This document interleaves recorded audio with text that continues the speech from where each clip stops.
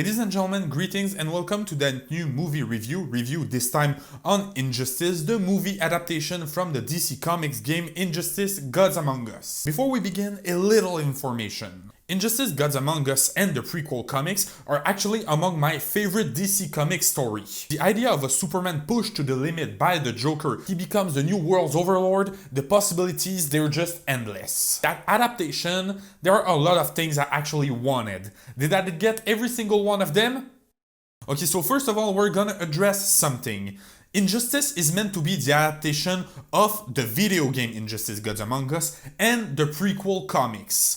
But just the cutscene in the game Injustice are more than 3 hours long. Then there is the fact that the prequel comics, there is a lot of them and they ran for a long time. The Injustice storyline, it's just massive. Adapting such an amazing and long story into a single feature, that's not easy. Knowing that, the first thing I did, even before watching the movie, it was to check its runtime. And this adaptation of a video game plus prequel comics is 78 minutes long. 78 minutes. That's short for everything they had to tell. That's even short even by movie standards. Obviously, they had to take some things, leave some other things, but is it good? No. Like, not at all. The movie itself has a lot of problems, and the biggest one is it wants to tell so much, but in so little time. The video game itself, it's a long story that could have been a great film. It's a story about Batman trying to stop Superman, but he can't do it, so he has to go get another Superman from another universe. Thus, it opens the multiverse to an endless possibility. And in the movie, we got that multiverse. 5 minutes at the end, and it is mentioned once at the beginning of the movie. So even there, the core of the Injustice saga, the multiverse, they butchered it. Then in the comics, there is also some characters that have a subplot. For example, just like in the comics, Nightwing, Dick Grayson, dies because Damian Wayne knocks him out and breaks his neck. After that, he becomes Deadwing because he has a mission that he has to complete in the afterlife. And that's a movie I want to watch, but once again, that's only like 5 or 10 minutes long. There's so much told in so little time that you can't expect everything to flow perfectly. Another thing I really hated is one of the most important moments in the Injustice comics, Green Arrow's death. Just like in the comics, Green Arrow is killed by Superman. In the comics, Green Arrow is killed by Superman by trying to reason with him, and his sacrifice serves a greater purpose. In the comics, Superman develops a pill that can give a human the resistance of a kryptonian. And Green Arrow sacrifices himself by sending the pill to Batman on an arrow tracked with a GPS. So yes, Green Arrow died, but because of that, they have one chance of beating Superman now. In the movie, Green Arrow misfires an arrow, it pisses off Superman, and Superman blasts him with laser in his face. There are other things that they try to adapt, but they fail to. For example, in the comics, Superman and Captain Atom fight. And that's a pretty intense fight. Superman almost dies. But in the movie, you don't see the fight, you're just told it happened. That's what the movie kept, but failed to adapt properly. But what was not even kept and should have been in the film? First of all, I'm a big fan of The Flash, and his part in the Injustice video game was one of my favorite elements. In the game, Flash joins Superman's cause. But midway through the game, Flash realizes that Clark has gone mad and that he wants to help Batman bring peace to the world. This offers Flash a chance of redemption, and this shows how great of a person Barry Allen is. But also, it shows that even if Barry, one of the most faithful and loyal person in the entire DC universe, is not ready to follow Clark, no one should follow him. In the movie, Flash dies in the first 5 minutes, and he's not even mentioned afterwards. There's actually this scene where Clark is sad because Lois Lane dies, so he's like, oh no, Lois dies, my child, everyone else. Barry Allen, one of the founding members of the Justice League, the Flash, one of the greatest heroes in the DC universe, is labeled as one of the others. The Flash just died violently and no one cares. Then there is also Green Lantern.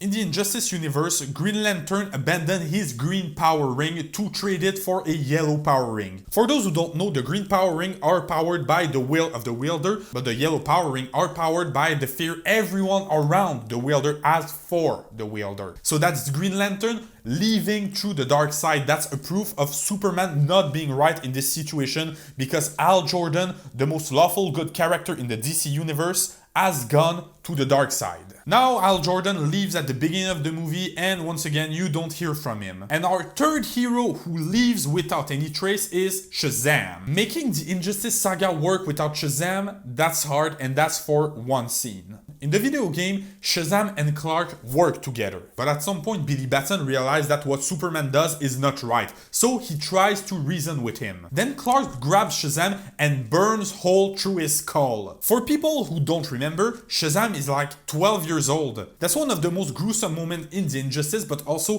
one of the most powerful because you see how truly bad Superman has gone. Now once again at the beginning of the movie, after Lois dies, Shazam leaves hurt and you don't hear from him. There is also one thing that they kept from the comics and the video game, and they did it pretty well. Only that's the worst part of the Injustice saga. Like in the original video game, Wonder Woman follows Clark. She kills when Superman tells her to kill, she restrains when Superman tells her to restrain. And the treatment of the character is exactly the same from the video game to the movie.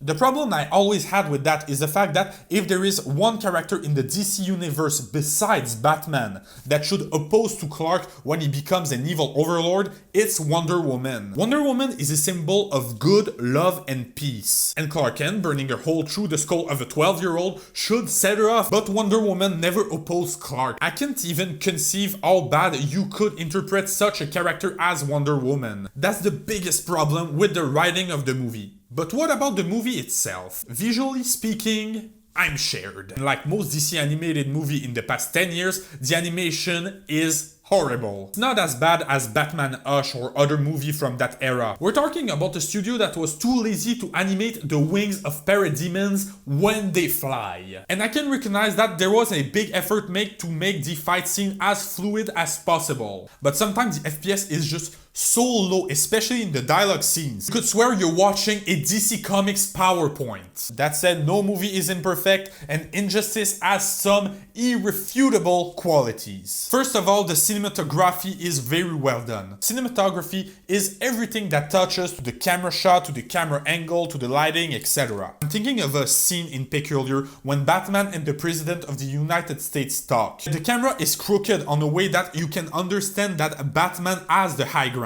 Insert Star Wars joke here. And little attention to details like that, that's what make a okay movie to a great movie sometimes. Movies like Pacific Rim or Avengers Age of Ultron that have a scenario that is meh at best. But the movie ends up being a great product because the visuals are great. In the case of Injustice, yes, the camera angle are very well done and the lighting too. Also, I really like the artwork that is so close from a comic book artwork. How the shadows were not grayish or soft shadows, they were black hard shadows. This is a peculiar graphic style, but it works. Also, there is that shot when Wonder Woman blocks Superman's heat vision. The colors are gorgeous. This is pure art and I wish all the movie was that good. But unfortunately, I think Injustice will stay forever in our memories as a great game, a great prequel comics that has a okay-ish movie adaptation. But tell me in the comments, what did you think about the film, and do you eventually see an Injustice 2 going from the video game format to the movie format? On that note, I'm gonna leave you here, and as always,